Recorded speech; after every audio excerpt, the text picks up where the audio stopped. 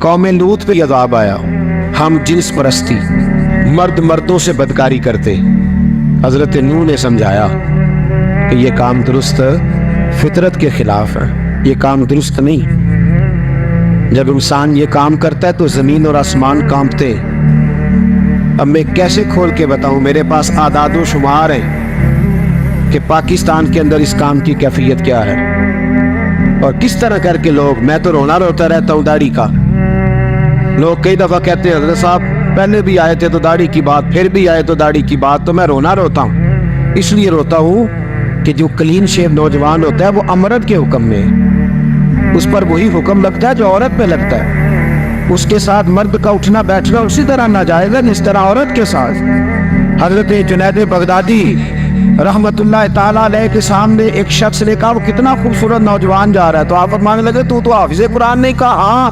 فرمانے لگے جا اپنے حفظ کی خیر بنا۔ وہ شخص کہتا ہے میں نے اس بغیر داڑھی والے کلین شیو نوجوان کو بری نظر سے دیکھا، مجھے قرآن پاک ہی بھول گیا، سارا قرآن پاک بھول گیا۔ اور کتنے سال میں دعائیں کرتا رہا، بیت اللہ کے طواف کرتا رہا، میں یاد بھی کرتا تو نہیں ہوتا۔ کیسے اب تو ہمارا نعت کہاں بیوٹی پارلر سے ہو کے آتا ہے، ہم کسی اور کو کیا پیغام دیں؟ وہ پیغام، وہ نظام، وہ طریقہ کار جس کا حکم تھا شریعت میں، قوم لوط پر عذاب آیا۔ صحیح بیٹھتے ہوں گے بچے جو موٹر سائیکلوں پہ بیٹھتے ہیں، لیکن میں نے، یہ درد ہے، میں نے گجرانوالہ کی سڑکوں پہ بچوں کو، نوجوانوں کو جو تماشے کرتے سرے عام دیکھا ہے تو مجھے ڈر لگتا ہے۔ تو کوئی روکنے والا نہیں، شغل ہو رہا ہے، ہنس رہے ہیں، اور سامنے عورتیں بھی ہے، سب ہو رہا ہے۔ کتنی تکلیف کی بات۔ حضرت نوح کی قوم یہ کام کرتی تھی، قرآن پاک نے بیان کیا ہے۔ حضرت نوح نے سمجھایا، فرمایا رب کریم نے تمہیں اپنی خواہش پوری کرنے کے لیے جائز طریقہ عطا فرمایا، عورتوں سے نکاح کرو، اور اس نکاح کی برکت سے جو اللہ تمہیں اولاد دے گا اس کو اللہ تبارک و تعالیٰ تمہارے لیے باعث بخشش بھی فرمائے گا۔ لیکن جب قوم نہ مانے تو جو قوم لوط کا عمل کرے اس کا علاج قرآن نے بیان فرمایا کہ آسمان سے پتھر برسیں گے،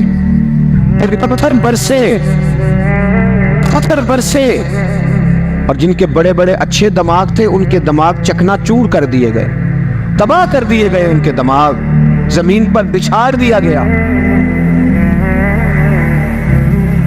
پڑھو کیا، بارک اللہ فی اہلک و مالک، کہا کرو اللہ تیرے مال میں بھی برکت عطا فرمائے اور تیری اولاد میں بھی برکت عطا فرمائے۔ تو یہ دعائیں تو نبی پاک صلی اللہ علیہ وسلم نے سکھائیں، اور اگر اللہ خیر فرمائے کسی عالم نے کہہ دیا ہے تو آپ اس طرح کر کے اس کا غلط مفہوم نہ لیں۔ کسی قاری صاحب نے، اور قاری صاحب کو شوق کوئی نہیں ہوتا پیسے اکٹھے کرنے کا، وہ تو کمیٹی والے کہتے ہیں نہ اکٹھے کیے تو چھٹی کرا دینی ہے، اس لیے وہ اکٹھے کر لیتے ہیں بیچارے کئی دفعہ اسپیکر کھول کے۔ تو اب وہ جو سن رہا ہے اس کا بھی پریشر بڑا ہوا ہے، کہتا ہے سون نہیں دیتا پہ بہن۔ تو بارک اللہ فی اہلک و مالک، اللہ تیرے اہل میں بھی برکت کرے، اللہ تیرے مال میں بھی، یعنی جب بھی تمہیں کوئی ہدیہ دے تو اس کے مال کے لیے بھی دعا کرو اور اس کی اولاد کے لیے بھی دعا کرو۔ یہ حضور نے ہمیں سکھایا۔ قرض ایک صحابی پہ بڑا چڑھ گیا تو حضرت عبداللہ ابن مسعود سے کہنے لگے قرضہ بڑا چڑھ گیا، فرمانے لگے تمہیں وہ دعا نہ سکھاؤں جو ہمیں نبی پاک نے سکھائی ہے؟ فرمایا اگر تمہارے اوپر پہاڑ کے برابر بھی قرضہ ہوگا تو اللہ تمہارے قرضے کا بندوبست فرما دے گا۔ اور مسئلہ یہ ہے دعائیں یاد کرنی پڑتی ہیں اور پڑھنی پڑتی ہیں، یاد کرنی پڑتی ہیں، اور ہم ہیں تعویذ پہ لگے ہوئے کہ کچھ لکھ کے دے دے تاکہ باندھ لوں۔ دعا سکھائی نبی پاک نے، کیا فرمایا اللہم اکفنی بحلالک عن حرامک واغننی بفضلک عمن سواک۔ فرمایا یہ دعا مانگا کرو، اے اللہ مجھے کفایت کرنے والا رزق عطا فرما اور مجھے حرام سے بچا، اور مجھے اپنے فضل کے ساتھ دوسروں سے بے نیاز کر دے۔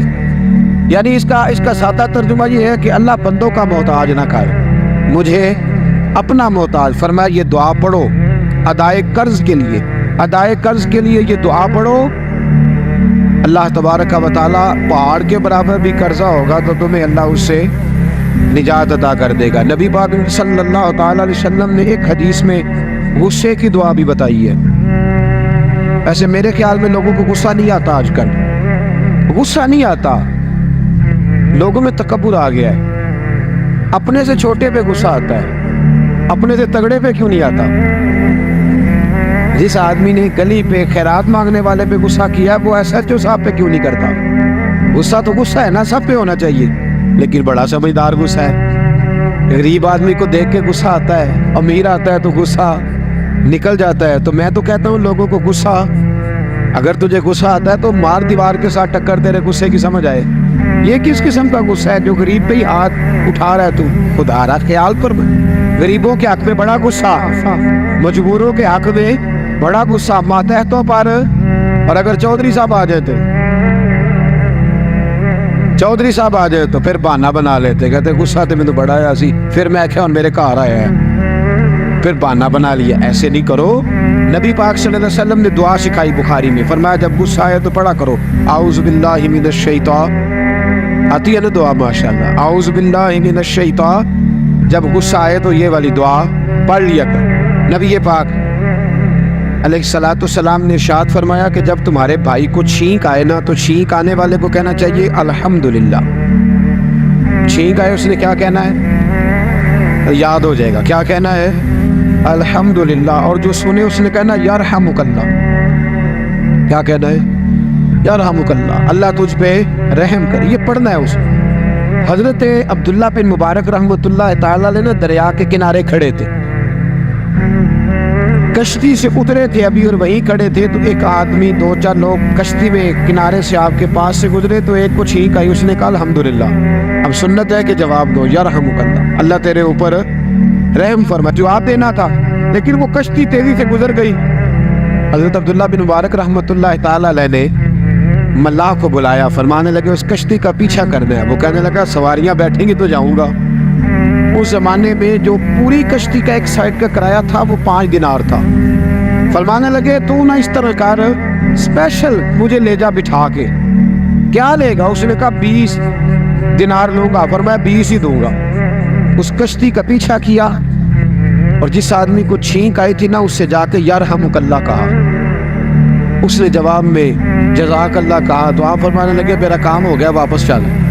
ملا دنیا دار تھا، وہ سوچنے لگا، پہلے تو اس نے سوچا میرا کیا ہے، 20 دینار تو ان کے گئے ہیں، لیکن جب اترنے لگے نا تو 20 دینار دیے یا 20 درہم دیے، تو وہ کہنے لگا حضرت جی صرف ایک لفظ کہنے کے لیے آپ نے اتنا پیسہ خرچ کر دیا؟ فرمایا لفظ کہنے کے لیے نہیں، اپنے مصطفیٰ کی سنت ادا کرنے کے، اپنے نبی پاک علیہ السلام کی سنت ادا کرنے کے لیے۔ یرحمک اللہ، اللہ تیرے اوپر رحمت کرے۔ کس طرح کا خوبصورت انداز سکھایا ہے۔ دیکھیے ایک حدیث ترمذی شریف میں نبی پاک صلی اللہ علیہ وسلم نے فرمایا کسی بیمار کو دیکھ کے یا کسی مصیبت میں مبتلا آدمی کو دیکھ کے تم یہ دعا پڑھ لو، تمہیں کبھی وہ مصیبت نہیں آئے گی۔ کیسی خوبصورت دعا ہے۔ کسی مصیبت زدہ کو بیمار کو دیکھ کے پڑھو، تمہیں کبھی وہ مصیبت الحمدللہ الذی عافانی مما ابتلاک بہ وفضلنی علی کثیر ممن خلق تفضیلا۔ اللہ تعالیٰ کا شکر ہے جس نے مجھے اس مصیبت سے عافیت دی اور اس بیچارے کو یا تجھے اللہ نے مبتلا کیا، اور اللہ نے مجھے اپنی بہت ساری مخلوق پہ فضیلت دی ہے، یعنی اللہ نے مجھے بڑا اچھا رکھا ہوا ہے یار، میں تو الحمدللہ بڑا اچھا ہوں، دیکھو بیچارہ۔ یعنی یہ دعا بھی ہے اور اپنے اوپر شکر ادا کرنے کا ایک اعلیٰ حضرت فاضل بریلوی رحمت اللہ تعالیٰ علیہ کو نا گلے کے اندر چھوٹی چھوٹی 2 پھنسیاں نکل آئی، تو اس زمانے میں طاعون کا مرض پھیلا ہوا تھا۔ ایک بڑے قابل حکیم کو لایا گیا، انہوں نے چیک کر کے کہا آپ کو تو طاعون ہو گیا ہے۔ فرمانے لگے چل دوڑ جا، مجھے طاعون نہیں ہو سکتا۔ اس نے کہا جناب یہ گلے پہ بنا ہوا ہے اور سب کو پتہ ہے آج کل پھیلا۔ فرمایا سب کو ہو سکتا ہے، مجھے نہیں ہو سکتا۔ کیوں؟ فرمانے لگے ایک بندے کو طاعون ہوا تھا تو میں نے اسے دیکھ کے وہ دعا پڑھ لی تھی جو نبی پاک نے بتائی ہے، لہذا حضور کا فرمان ہے تو مجھے ہر بیماری آ سکتی ہے پر یہ بیماری آ سکتی۔ وہ شخص کہنے لگا جی منہ میں بھی گلٹیاں چلی گئی، کھل نہیں رہا، کیا ہوگا؟ اعلیٰ حضرت نے کالی مرچ منگوائی، اسے پیس کے زبان کے نیچے رکھا تو ساری بیماری دور ہو گئی۔ فرمانے لگے بلاؤ نہ ذرا اس حکیم کو جو کہتا تھا طاعون ہو گیا ہے، وہ تو صحیح ہوتا ہی نہیں اتنی جلدی۔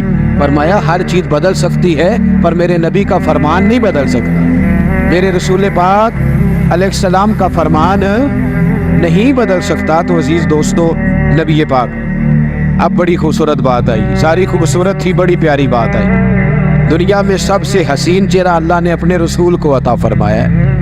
نبی پاک کا چہرہ بھی حسین ہے، مکھ چند بدر شاہ شانی ہے متھے چمک دی لاٹ نورانی ہے کالی زلف تے اکھ مستانی ہے مخمور اکھی ہے نور مدبری پیارا چہرہ ہے حضور کا جتنا چہرہ پیارا تھا اتنے ہی حضور کے اخلاق بھی بڑے پیارے تھے لیکن میرے نبی پاک علیہ السلام جب آئینہ دیکھتے کیا دیکھتے حضور جب آئینہ دیکھتے ہمارے نوجوان بھی سارا دن آئینے کے آگے کھڑے رہتے کبھی بال اس طرح کے بناتے کبھی اس طرح تو میرا کئی دفعہ دل کرتا ہے کہ میں ان سے کہوں کہ تو آئینے کو کہہ رہا ہے جھوٹ بول پر وہ کیسے بولے تو کہہ رہا ہے آئینے کو کہ تو کہہ سب سے پیارا تو ہی لگ رہا ہے پر وہ کیسے بولے اس کو تو سچ بتانا ہے ان کو آئینہ جو دکھایا تو برا مان گئے تو میرے عزیز یاد رکھیے گا نبی پاک صلی اللہ علیہ وسلم بھی آئینہ دیکھتے آئینہ دیکھنا حضور کی سنت ہے کوئی سنت سمجھ کے آئینہ دیکھے گا تو ایک دفعہ دیکھنے پر 100 شہیدوں کا ثواب ملے گا لیکن نبی پاک صلی اللہ علیہ وسلم آئینہ دیکھتے کیا کہتے اللہم انت حسنت خلقی فحسن خلقی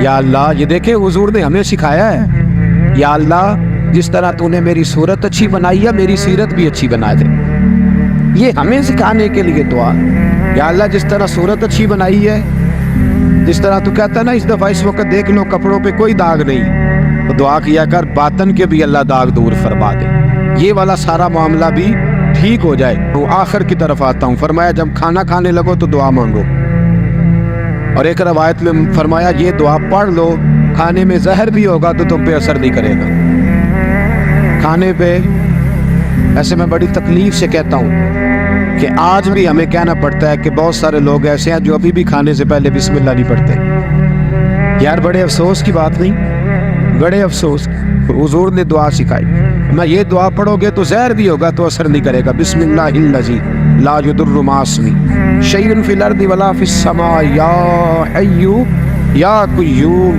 جس کی برکت سے زمین و آسمان میں کوئی چیز بھی نقصان نہیں دیتی اور اے اللہ ہمیشہ زندہ رہنے والے اور قائم رہنے والے یہ نبی پاک علیہ السلام اور ایک حدیث میں اور بھی دعا آئی ہے بسم اللہ شریف تو خیر بخاری میں موجود ہے مسلم میں موجود ہے بسم اللہ والا برکت اللہ بھی ایک حدیث میں نبی پاک صلی اللہ علیہ وسلم نے ارشاد فرمایا اور جب کھانا کھا چکے پھر کہا دعا مانگو